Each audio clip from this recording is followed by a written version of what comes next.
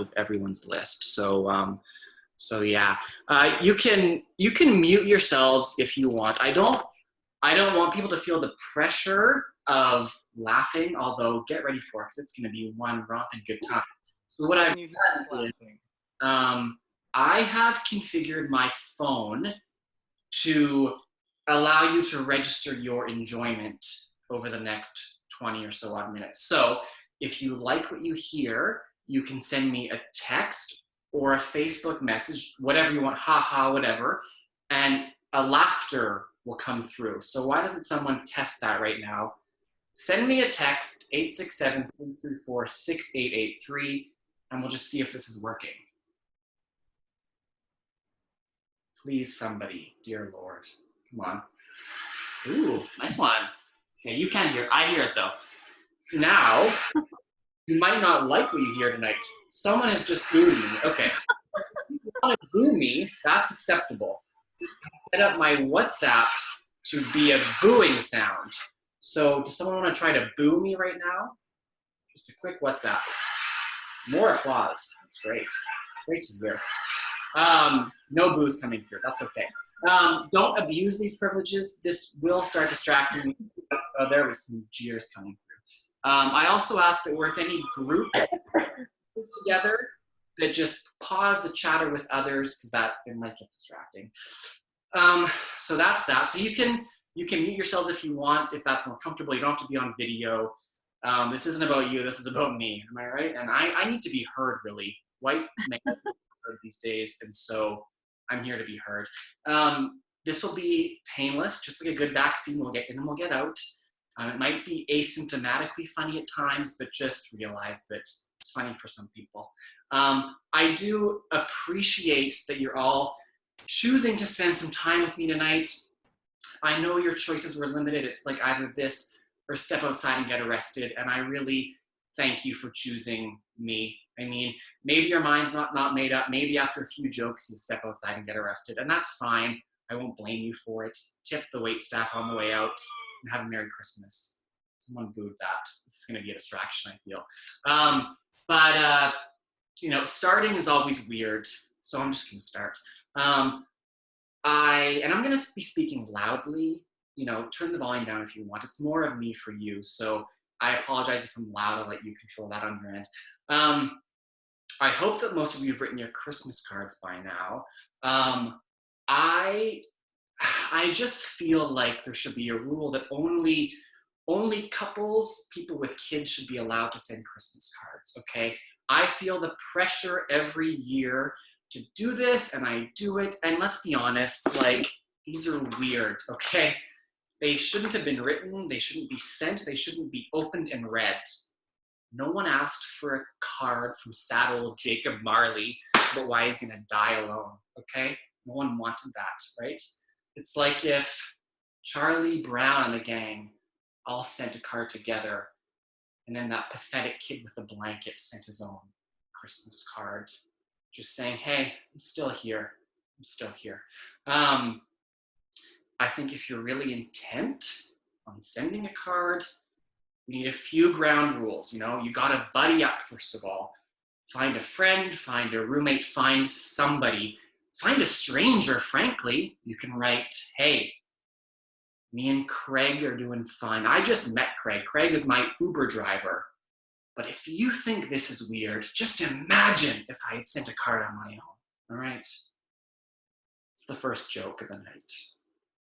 Okay.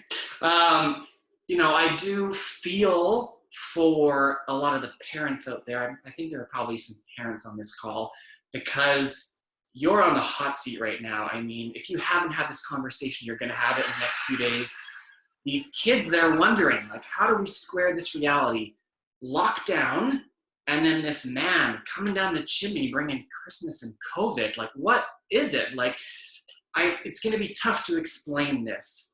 But when you get through it, I think you need to realize the opportunity we have, okay? These magical creatures have been burning a hole in your pocket for years. And now is our chance, because kids, they are petrified of germs and disease right now, okay? So would it be so bad if some of these guys came down with something, I'm just saying, if money is still tight around Easter, sit your kids down and level with them. The Easter Bunny has rabies. He's in no condition to leave his cage. He's foaming at the mouth, okay? The next time your kid gets excited about a loose tooth, dollar signs in their eyes, say, well, that's bad timing. Tooth Fairy has chlamydia. Visited one too many bedrooms, I guess, okay? She is grounded until the rest of her test results come in. So use it as an opportunity. Ooh, I'm gonna have to pause for that laughter to finish. That's exciting. Okay. I'm gonna make a transition now from holidays to Halloween. This is a transitioning comedy. And I took Halloween off this year, not just because of COVID, but just a small incident that happened the year before. I like to dress up as a different environmental cause every year, because what is Halloween about if not for the awareness raising? And so in the past, I've gone as like an endangered rhino and the dying Great Barrier Reef. And so last year I decided to go as an oil spill. And a few things you need to know about me. One is that I sweat a lot. And one is that before COVID especially, I was a big face toucher, okay? This isn't a great combination when you have splotches of ink on your face and you're in a hot room, you know? So by the end of the night, I can only be described as having worn blackface. That's really what was happening, really. And without a mirror to tell me otherwise, and with only drunk friends surrounding me, barely see in front of them, I was not deterred from going on stage at Toronto's largest Halloween party and performing karaoke. The only saving grace was that my usual go-to song was not on the playlist. And that is Tracy Chapman's Fast Car. So, I mean, dodged a bullet, I think, on that one. So I've moved out. Not a lot of you might not know what the fuck is happening right now, actually. We don't need to discuss my life. This isn't a Q&A. We'll leave that for my mom. She's got that one covered, guys. Don't worry. But so I moved. I'm in quarantine, and so I was moving things, and I was really back to those college days of nothing on the walls, everything on the floor, as I was getting rid of stuff, and sold a lot of things on Facebook Marketplace. This should be like a really straightforward thing for most people. You post the item, first come, first serve, highest bidder, get it out the door. Not for someone like me. I quickly turned this into a game of, let me assess how marginalized you are, and I'll decide if you deserve my mountain bike, okay? So I was screening every inquiry that came in for any trace of white privilege, okay? Like, anything above a college diploma, like, go away, okay? Like palm trees in the profile photo, take your money elsewhere, Old white male, who let you in, okay? All that I really wanted was just a run-of-the-mill, queer, disabled person of color to take all my stuff, preferably fleeing climate change from a third world country, but I'm not being choosy, okay?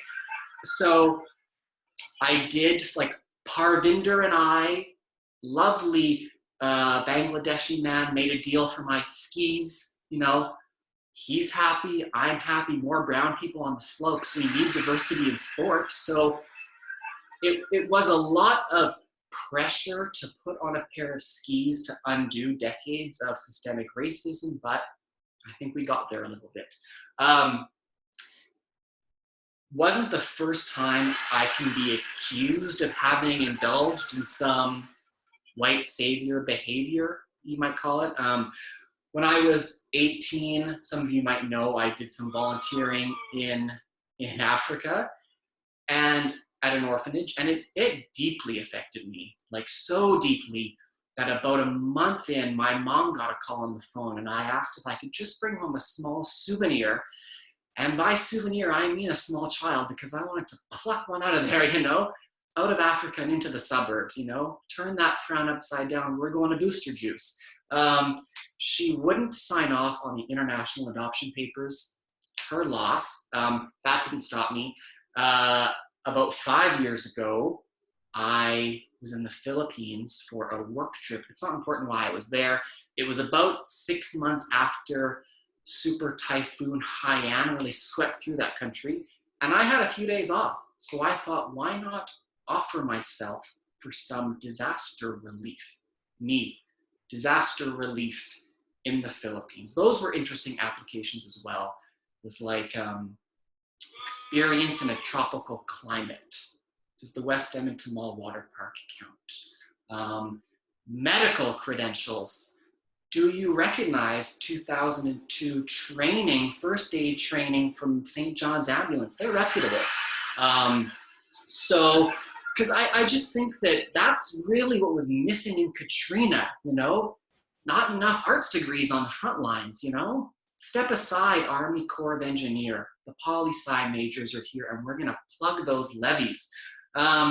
So those disaster relief applications didn't make it through. I didn't hear back on those ones, but the government let me like dig a trench at a school for a few days. I don't know, it was weird. I had a shovel, that's all I know. And there was an older woman, she was really intrigued. I think she noticed how much I was sweating, like within an hour. So she was watching me as I was digging, called me over, and she held out my hands and she said very earnestly, like, these are not the hands of a worker. And I said, you think this skin is smooth? Check out the soles of my feet. You know, that's when I really knew I was more of a champagne socialist, I think, not one of the working ones. Oh, that one, people liked that one. That's good. We're all in quarantine. I'm in quarantine. And I'm sure we're all catching up on Netflix. One of the shows that I was really excited about was the reboot of Unsolved Mysteries. Now, I'll tell you, I used to have nightmares about the criminals and the murderers, but lately, it's like these missing people are freaking me out. It's the digital aging software. Like, did they all, like, taken captive and went to Panama for a facelift? It's weird. They're creepy. Look at them the next time. Big foreheads, pronounced cheekbones, beady eyes. They look metallic. I just feel like, is this the latest technology for the digital aging? I don't know. I just think if my loved one had transformed into a cyborg, I'd be okay with closing the case. I feel like we'd be done, you know?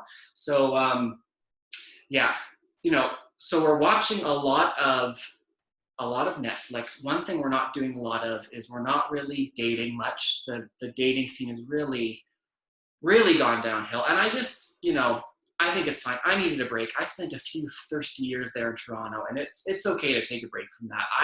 I think it just gets confusing for a lot of us with online dating. It's so two-dimensional. The heart and the head, they get confused. One problem that I have is that, like, I think I want something different in my mind.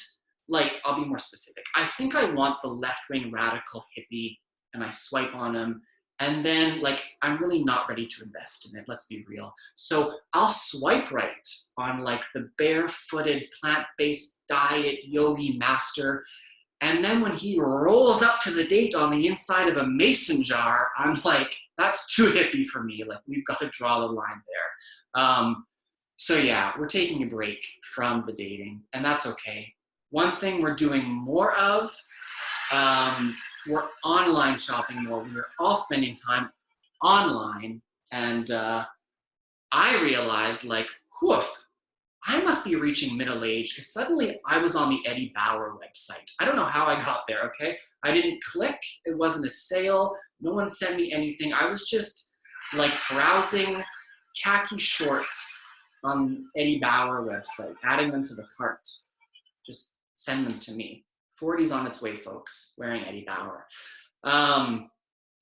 You know, speaking of how we dress, I'm not upset that I don't have to see any more of these well-dressed toddlers while I'm in quarantine. That was the real epidemic. I don't know if you guys noticed it, but it was like middle-class, white people dressing up their kids. Like, I don't know. I was in Eaton Center last Christmas shopping for clothes and was in line for the stalls in the bathroom, and I think his mom was outside waiting for him. I'm sure his name was like Carter with a K or something like that. And it was like he was on his way to meet Winston Churchill. I don't know. It was like a tweed frock and a plaid scarf, cuffed pants. I don't know. Like, is he even sentient at this age, right? Like, would he recognize himself in a mirror? Because let's spend our money on the Dolphins is what I'm saying. And I swear that kid, I swear he looked over at me in my $10 value village ensemble and was like, you piece of shit. Who fucking dressed you today, you know? And almost as if to just rub it in my face on the way out, there he was, high-fiving his mom about his poop. No one was there to celebrate my bowel movement, and I resent him for it. I just think it's a bit rich that there he is wearing, you know, the organic free-range garments made by adults earning a living wage. And there I am, the adult, you know, wearing the fibers stitched by the lowest paid children in the Joe Fresh supply chain. That's weird. That's irony, I think, you know? And we haven't fixed child labor yet. We're on our way to fixing child labor. We'll get there. Until we get there, you know, I think we need a simple rule. The adults wear the adult-made clothing, and kids, you're going to wear the kiddie-made clothing. That's just how it's going to be for a few years, you know? By children, for children. That's a slogan we can use, okay?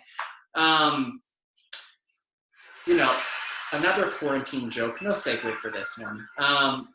Buying pizza in quarantine, that's not buying pizza anymore. Like, capitalism has feelings now, and that's weird. Capitalism was never meant to have feelings. That's not why we got capitalism, you know? But now it's like every small business owner is Tiny Tim with a gimp leg asking for a handout because, like, our dollars are going to be the difference between whether they make it through or whether they go under, right? Like, we are Meryl Streep and Sophie's Choice every time we order a pizza, and I don't like it because it's crippling. Like, every time I order a pizza, do I want to get the pizza I really want from, you know, that hipster-run place with the fun toppings and a heated patio? They look like they're doing all right, but I just want to make sure and get them over the finish line. Or do I throw a bone to Napoli Central? They really know how to burn a pizza, you know, like vinyl banner flapping in the wind, held together by a piece of twine. No customers during COVID, no customers before COVID, really. And it just feels like I'm wasting my money on these guys, you know? Like, I'm sorry, it kind of feels like giving a ventilator to a 95-year-old. And I'm sorry, I don't know if that was too soon. So you made it through that joke. Some of you might leave right now, and that's fine. You can register. That might have been a bad joke or a too soon joke. You can jeer me if you want. I'll wait for some jeers. I'm going to grab a drink while we take a pause. That was a tough one. Oh,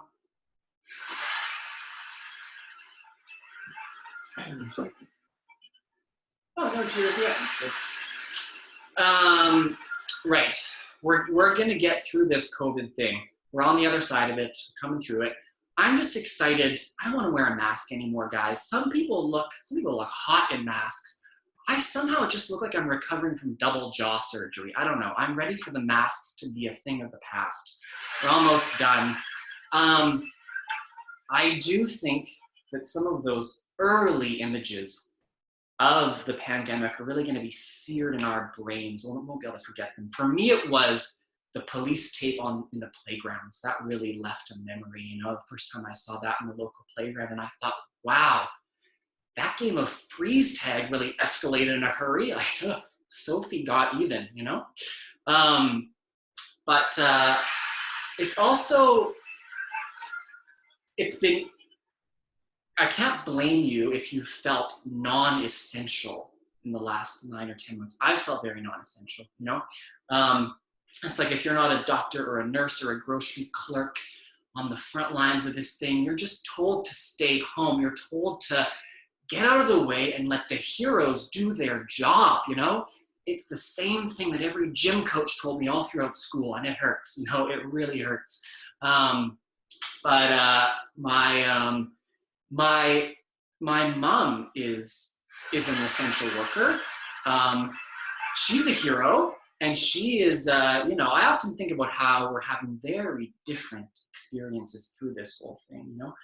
She's there risking her lives on the front line, and I just burped. Did anyone hear that? That was weird. I forgot you guys were there. So she is on the front lines, and I'm mainly working from home and pretty safe. And I'm also on the younger side of things, not getting any younger though. And I'll be okay likely if I catch this thing. She's older, and we just can't have her getting this, you know? One thing that I think we've shared in common throughout it all, though, is that we've each probably had one good sex dream about New York Governor Andrew Cuomo, and that's really brought us together. That has really brought us together, and I think we've grown from that. So I thought that was funny. No? Okay. We're almost done, guys. We're almost wrapping up here. We have 2 jokes left. And so I usually talk more about my mom, but I have one good mom joke, and she might be watching. I don't think she's figured out Zoom, so maybe she'll watch it on recording. But this one's for you, Mom. So I spent a few weeks back home in Alberta this summer, quarantining at home, just me and my mom. And she came home I'm going to grab a drink before I tell this because dry mouth. She came home one day very excited from work. She said, "The ladies at work put Instagram on my phone. What do I do now?" Uh-oh, okay. I do not need my mom poking around social media, putting her nose where it doesn't belong, you know, texting me at all hours asking what a hashtag is, going live accidentally, wondering why everyone I follow isn't wearing a shirt. Like, I don't need it, and I had to think fast because there it was. What do I do? So here's what I came up with. I said, "Oh, did your coworkers, when they finished setting it up, did they configure the SMS push notifications? Just enough internet jargon to really scare her." She said, "Oh, no." I said, "That's fine. You dodged a bullet on this one. Give me your phone and we'll just finish the job." So step 1, delete Instagram. No trace of it. It was never there. Step 2, add new contact. Put in my work phone number, which my mom wouldn't recognize, okay? Step 3, here's the important part. Edit contact name to say Instagram, okay? Step 4, give the phone back to my mom and explain to her that the way Instagram works is that once you've set it up and you've set up all your followers, which her coworkers did for her, bless their hearts, they did that step. It has a sense now of who you're following. The final step is you set up the text messaging portion. And then what Instagram does, it just, once there's a photo ready for you in the queue, it just sends it your way. And if you want to comment, you just reply to the text. So now for the last few months, every few days, I take a screenshot from Instagram, text it to my mom. She replies with her thoughts and prayers. She thinks it's going out to the world. She's enjoying herself. I'm relieved. The world is really better for this. So that's my gift to you really on Christmas. Yeah, one more joke before Zoom cuts us off, I bet, is we're getting through this. We're on the other side of it almost. I'm really, I was doubtful that those religions would really toe the line. They wanted to have those big gatherings last year, but I think they finally come around, those sneaky guys. I think they're doing their drive-through communions and their virtual masses, and it's good. And I was walking by the Catholic church near my house a few weeks ago, and you know that the billboard where it would normally say like a Bible verse, it said, first come, first served. And I said, I don't remember that in the letter from Paul to the Corinthians, but I might have missed that one. I just think it could have used a bit of wordsmithing from old JC, Jesus Christ, Jason Cooper, just really smooth out the message on that one. Like, I'm very glad they're following the capacity rules. They're skimming things down, hopefully doing physical distancing. Let's not forget, though, okay, those Catholic priests told us they were keeping their distance for a few decades, and we know that's not what was happening, right? Like, so we can't necessarily trust them on that one. That's a big one. And I think that we're maybe not talking about the biggest, like, super spreader of them all, God himself, right? Like, how do you contact trace for someone who's apparently everywhere at once? That's tough. Imagine the public health nurse, like, getting that file, or I don't know. Imagine having to screen him at the airport. Have you traveled in the last 14 days? Right? Like, what? Amsterdam this morning, Karachi this afternoon, Melbourne by sunset, wait, and Jerusalem the entire time? Like, I'm sorry, sir, you're not getting on this plane, okay? You're not getting on this plane. That's it, guys. You made it. You really made it. It's been 30 minutes, and, we're not going to do a back and forth now. There's no Q&A portion, I'm sorry. You don't know each other. Some of you do. But I just hope you enjoyed yourselves. Merry Christmas, Happy Holidays, whatever you celebrate. I hope it's joyous. And, all jokes aside, I know this is tough for everyone. And I hope this was maybe a bit of levity for your evening. And we'll close down the affair and have a good night. So that's it from quarantine. See you later.